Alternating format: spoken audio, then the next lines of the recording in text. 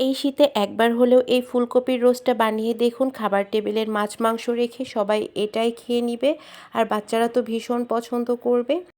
তো চলুন কথা না বাড়িয়ে মূল রান্নায় চলে যাই। আশা করছি রেসিপিটা ভালো লাগবে। আমি প্রথমে এখানে নিয়েছি সামান্য জয়ত্রী, পেঁয়াজ বেরেস্তা 1/4 কাপ, কিশমিশ আর কাঠবাদাম, যে কোনো ধরনের বাদাম নিতে পারেন। এই মিশ্রণটাকে প্রথমে আমি ব্লান্ডার করে নিব। আপনারা চাইলে শিলপাটায়ও বেটে নিতে পারেন। সাথে দিয়েছি টক দই। সবকিছু আমি একসাথে ব্লেন্ডার করে নিয়েছি। এখন একটি প্যানে পর্যাপ্ত পরিমাণ পানি দিয়ে মাঝারি সাইজের একটা ফুলকপি আমি এখানে পুরোটাই নিয়েছি, আর পানির মধ্যে কিছুটা লবণ দিয়ে দিয়েছি। এটা ভাপ দিয়ে নেব 3 থেকে 4 মিনিট। এর বেশি দিলে কিন্তু রান্না করার সময় ফুলকপিটা একদম গলে যাবে, তখন আর খেতে ভালো লাগবে না। তো 3 থেকে 4 মিনিট পর আমি এটাকে নামিয়ে নিয়ে এখন আমি এই ফুলকপিগুলাকে একটু ভেজে নিব। তাহলে রান্না করার সময় এটার মধ্যে মশলাটা খুব ভালো করে ঢুকবে আর টেস্টটাও ভালো আসবে। তো আমি এপিঠ ওপিঠ করে কিছুক্ষণ ভেজে নিয়েছি। এরপর আমি এগুলোকে তুলে নেব। হালকা লাল, লাল করে ভেজে নিতে হবে। আপনারাও চেষ্টা করবেন ভেজে রান্না করার জন্য। এখন আমি ওই সেম তেলের মধ্যে একটু ঘি দিয়ে দিচ্ছি। দিলে ভালো লাগে, না দিলেও হবে। তারপর দিয়ে দিচ্ছি গোটা গরম মসলা, তেজপাতা খুবই অল্প পরিমাণে যেহেতু সবজি রান্না করছি। এখন দিয়ে দিয়েছি পেঁয়াজ কুচি, 2 টা পেঁয়াজ কুচি করে নিয়েছি। পেঁয়াজটা নেড়েচেড়ে নিব কিছুটা সফট হয়ে আসা পর্যন্ত, হালকা কালার আসবে। তখন আমি এখানে দিয়েছি 2 টেবিল চামচ পেঁয়াজ বাটা গ্রেভির জন্য, 1 টেবিল চামচ রসুন বাটা আদা বাটা মিক্স, হাফ চামচ রসুন বাটা, হাফ চামচ আদা বাটা।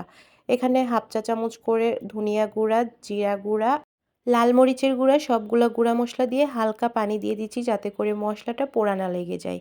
এই মশলাটা বেশ কিছুক্ষণ কষিয়ে নেওয়ার পর এখন আমি ওই যে ফার্স্টে যে মশলাটা ব্লেন্ডার করে রেখেছিলাম ওই মশলাটাই এখানে আমি দিয়ে দিচ্ছি। এই মশলাটা দেওয়ার পরও আমি বেশটা কিছুক্ষণ সময় নিয়ে মশলাটা কষিয়ে নিব। যত বেশি সময় নিয়ে কষিয়ে নেওয়া যাবে এই গ্রেভিটার টেস্ট ততই ভালো আসবে। বেশ কিছুক্ষণ কষিয়ে নেওয়ার পর এখন আমি ভেজে রাখা ফুলকপিগুলো দিয়ে দিচ্ছি। এই ফুলকপিটা দেওয়ার পর বেশি নাড়াচাড়া করা যাবে না, খুবই আলতোভাবে নাড়াচাড়া করতে হবে।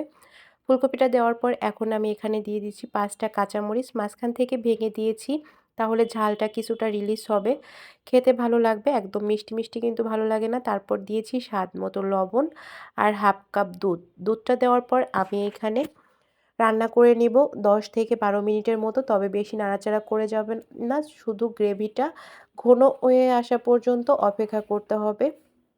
তো ঝোল কিছুটা কমে আসলে এখন আমি এখানে দিয়ে দিচ্ছি চিনি, খুবই সামান্য, জাস্ট টেস্টের ব্যালেন্সের জন্য। এরপর দিয়ে দিব গুঁড়া দুধ, আর এরপর দিয়ে দিব সামান্য পেঁয়াজ বেরেস্তা। লাস্টে আপনারাও এই উপকরণগুলো দেওয়ার চেষ্টা করবেন, তাহলে দেখবেন এটার টেস্ট আরও বহু গুণে বেড়ে যাবে। আর এই রান্নাটা আমি সাজেস্ট করব সবাইকে একবার করতে এই শীত থাকাকালীন, কারণ রান্নাটা আসলেই অনেক মজা হয়। সব কিছু দেওয়ার পর আমি আরও 5 মিনিট দমে রেখেছিলাম। ব্যাস হয়ে গেল অনেক বেশি মজার ফুলকপির রোস্ট কোরমা, যে কোনো একটা বলতে পারেন। তবে এই তরকারিটা কিন্তু আসলেই অনেক মজা লাগে। আশা করছি আমার আজকের রেসিপিটা আপনাদের কাছে ভালো লেগেছে। ভালো লাগলে পেজটা ফলো দিয়ে রাখবেন।